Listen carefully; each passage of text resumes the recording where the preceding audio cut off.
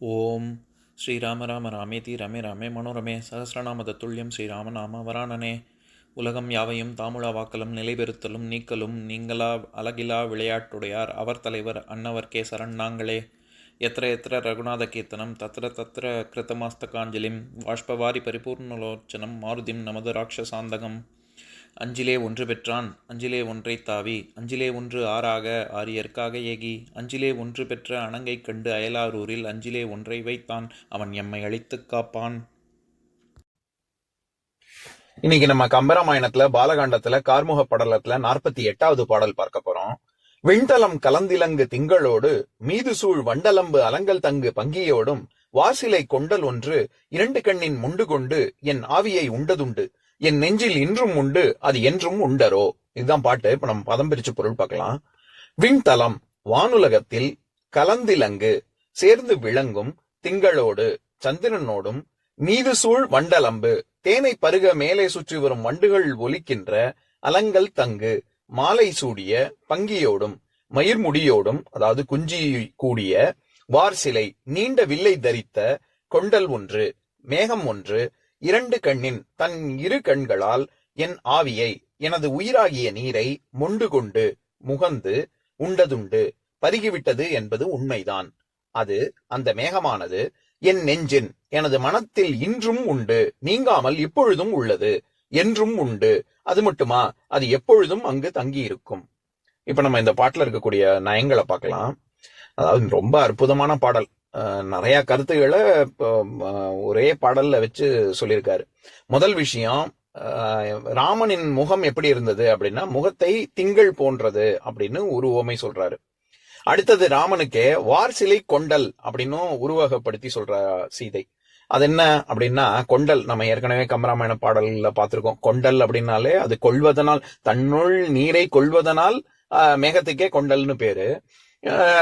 ராமன் கருமேனி கொண்டவன், அதனால கருநிறம் கொண்டவன். அதனால எப்படி கருமேகம் இருக்குமோ அந்த நிறத்தில் ராமன் இருப்பதனால மேகத்துக்கு ஊமையாக சொல்றா.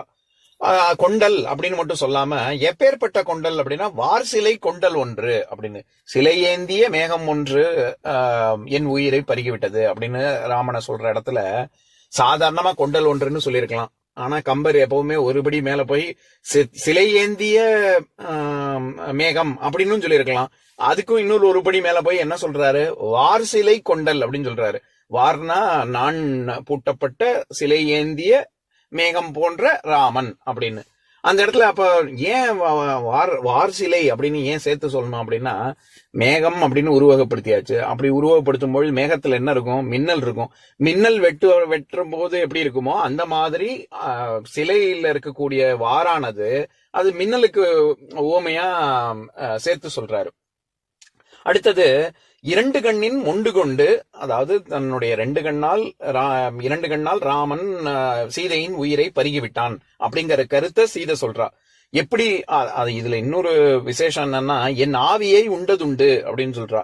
ஆவி அப்படிங்கிற சொல்லுக்கு 15க்கும் மேற்பட்ட பொருள் இருக்கு. அதாவது நம்ம எல்லாருக்கும் தெரிஞ்சது ஆவிங்கிறது உயிர்ப்பு, அதாவது சுவாசத்தை குறிக்கக்கூடியது. அதுவே நெட்டுயிர்ப்பு, நம்ம பெருமூச்சுன்னு சொல்றோம்ல. கம்பராமாயணத்திலேயே உயிர்த்த நல் ஆவியே அப்படிங்கிற பெருமூச்சு விட்டாள் அப்படிங்கிற ஒரு கருத்தும் ஒரு பாடலும் வரும். அப்ப வரும்போது பார்க்கலாம்.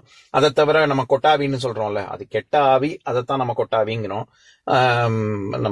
அதுவும் ஆவிதான்.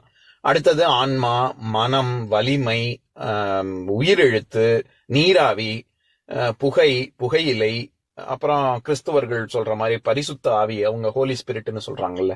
அது இது இத்தனை, அதாவது அதை தவிர்த்த நீர்நிலை, இப்படி இல்லாமும் பொருள் இருக்கு. இந்த மாதிரி இத்தனை பொருள்ல இங்க ஆவிங்கிற சொல்லு ஒரே சொல்லு ரெண்டு விதத்துல நம்ம எடுத்துக்கொள்ற மாதிரி அவர் ரொம்ப அழகா உருவகப்படுத்தி சொல்றாரு. என்னது, என் ஆவியை உண்டதுண்டு அப்படின்னா மேகமானது எப்படி உருவாகுது, கடல்ல இருந்து நீரை எடுத்து நீராவியாக தன்னுள் வாங்கி கொண்டு அது மழையாக பொழிகிறது. அந்த மாதிரி எப்படி நீராவியை கொண்டல் எடுத்துக்கொள்ளுமோ பருகுமோ அந்த மாதிரி ராமன் மேகம்னு உருவகப்படுத்திட்டாரு. மேகம் எப்படி நீராவியை எடுத்துக்கொள்ளுமோ அந்த மாதிரி ராமன் என்னுடைய உயிரை பருகிக்கு விட்டான், அப்படி எடுத்துக்கொண்டான் அப்படின்னு சீதை சொல்றா. அதுலயே ஒரு நயம் இருக்கு. ஆவிங்கிற சொல்ல ரெண்டு இடத்துலயும், அதாவது ஒரு அறிவியல் செய்தியும் சேர்ந்து வர்ற மாதிரி ரொம்ப அழகா சொல்றாரு. சரி, அப்படி பருகிவிட்டான் அப்படின்னா அது உண்டதுண்டு, அது உண்மைதான். அப்ப என்னுடைய உயிரை அவன் பருகிவிட்டான் அப்படிங்கிறது உண்மைதான். என் நெஞ்சில் இன்றும் உண்டு, இன்னமும் அவன் என் நெஞ்சில இருக்கான், அது என்னைக்குமே இருப்பான் அப்படின்னு. அதாவது உயிரை பருகி விட்டான் அப்படிங்கிற கருத்து உண்மை, அவன் இன்னைக்கு மட்டும் இல்ல என்னைக்குமே இருப்பான் அப்படின்னு சேர்த்து சொல்றாரு. இதுல இன்னொரு ஒரு அற்புதமும் நிகழ்த்துறாரு கம்பர். என்னன்னா, இந்த உண்டு அப்படிங்கிற சொல்லே 4 தடவை வருது. என் ஆவியை உண்டதுண்டு, என் நெஞ்சில் இன்றும் உண்டு, அது என்றும் உண்டு அப்படின்னு. உண்டு அப்படின்னா நம்ம உண்ணுதல் அப்படின்னா பருகுதல் அப்படின்ற ஒரு பொருள்ல வருது. உண்டது உண்டு அப்படின்னா அந்த இடத்துல 2வது உண்டுல என்னன்னா நம்ம இப்ப உண்மைதான் அப்படிங்கிற பொருள்ல வருது. இப்ப நம்ம கேட்போம்ல, அது உண்டா இல்லையா அப்படின்னு சொல்ற இடத்துல உண்டா அப்படின்னா அது உண்மைதானா அப்படின்னு வருது இல்ல. அவன் என் உயிரை பருகிவிட்டான் அப்படிங்கிற கருத்து உண்மைதான். என் நெஞ்சில் இன்றும் உண்டு, அவன் என் நெஞ்சிலே எப்பவுமே இருக்கான், இன்னைக்கும் இருக்கான், இப்பவும் இருக்கான். 3வது உண்டு இருக்கிறது, இருக்கான் அப்படிங்கிற பொருள்ல வருது. அது என்றும் உண்டு அப்படின்னா, என்றும் உண்டுனா என்றும் இருப்பான் அப்படின்னு அங்கேயும் இருக்கு அப்படிங்கிற பொருள் இல்ல. தங்குதல் உண்டு அப்படிங்கிற சொல்லுக்கு தங்குதல் அப்படிங்கிற ஒரு பொருளும் இருக்கு. அது என்றும் உண்டு அப்படிங்கிற இடத்துல என்றுமே தங்கி இருப்பான் அப்படின்னு 4வது பொருள். ஆக ஒரே ஒரு பாட்டுல என்னென்ன விஷயம்லாம் சொல்றாரு. முதல் விஷயம், ராமன் மேகம் போன்றவன். மேகம் போன்றவன்ங்கிறதுனால சிலை கொண்ட மேகம் போன்றவன் மட்டும் இல்லாம நான் பூட்டப்பட்ட சிலையை ஏந்திய மேகம் அப்படின்னு முதல் உருவகம். அந்த உருவகத்துக்குள்ளேயே ஒரு உவமை, எப்படி மேகத்துக்கு மின்னல் இருக்குமோ அந்த மாதிரி வார் சிலை அப்படின்னு சொல்லி நான் பூட்டப்பட்ட சிலை வில் அப்படின்னு ஒரு உவமை சொல்றாரு உருவகத்துக்குள்ளேயே. அது 2வது விஷயம். 3வது, ராமனானவன் எப்படி இருக்கான் அப்படின்னா திங்கள் ஒளி வீசக்கூடிய சந்திரன் போன்று இருக்கிறான் அப்படின்னு. வானத்துல விண்தலம், தலம்னாலே இடம்னு அர்த்தம், விண் வானுலகம். அதனால வானுலகத்துல இருக்கக்கூடிய ஒளி பொருந்திய சந்திரன் எப்படி இருக்கோ அந்த மாதிரி அவன் முகம் காட்சி அளிக்கிறது அப்படிங்கிறது 3வது கருத்து. 4வது, கொண்டல் ஒன்று மொண்டு கொண்டது, அப்படி என் உயிரை மொண்டு கொண்ட, என் ஆவியை மொண்டு கொண்டது அப்படின்னு சொல்ற இடத்துல ஒரு ஆவிங்கிற சொல் நீராவியையும் குறிக்குது, உயிரையும் குறிக்குது. எப்படி மேகம் இழுத்துக் கொள்கிறதோ அந்த மாதிரி செய்த என்னுடைய உயிரை அவன் இழுத்து கொண்டான் அப்படின்னு 4வது கருத்து. 5வது, உண்டுங்கிற சொல் 4 இடத்துல 4 பொருள்ல வருது. அதாவது பருகியது, உண்மை, இருக்கிறது, தங்கி இருக்கிறது அப்படின்னு 4 பொருள்ல வருது. இதெல்லாம் போக நம்ம எப்பவுமே நான் சொல்றதுதான், அதாவது பொருள் தான் முக்கியம், கருத்து உணர்வு தான் முக்கியம், அடுத்ததுதான் பொருள், அதுக்கு அடுத்ததுதான் சொல். கடைசியா சொல்லுக்கு வந்தா விண்தலம் வண்டு கொண்டல் உண்டது அப்படின்னு சொல்லி ஒரு தொகுப்பு, அதுல எதுகை பிரமாதமா இருக்கு.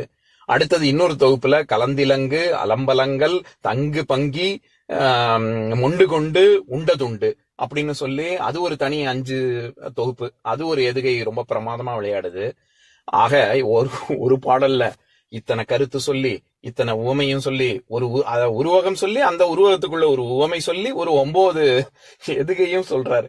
எதுகை வரக்கூடிய விதத்துல ஓசை நயமும் சேர்த்து ஒரு பாடல்ல சொல்றாரு. இதுதான் கம்பரினுடைய சிறப்பு. நான் எப்பவும் சொல்றதுதான், அதாவது நம்ம சாதாரணமா ஒரு அடை கொடுக்கிற இடத்துல, அடைச்சொல் கொடுக்கிற இடத்துல இவர் 10 அட்ஜெக்டிவ் 10 அடைச்சொல் சேர்த்துருவாரு.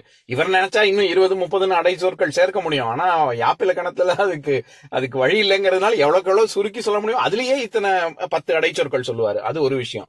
நம்ம ஒரு உவமையோட நிறுத்திடுவோம். அவர் உவமைக்கு மேல உவமை அப்படியே அடுக்கிட்டே போவார். இப்ப உதாரணத்துக்கு சொல்லணும்னா, ராமன் சிங்கம் மாதிரி வந்தான் அப்படின்னு நம்ம சொன்னோம்னா, சிங்கம் மாதிரி வந்தாங்கிறதுவே ஒரு உவமை தான். ஆனா அதோட நிறுத்த மாட்டாரு கம்பர்.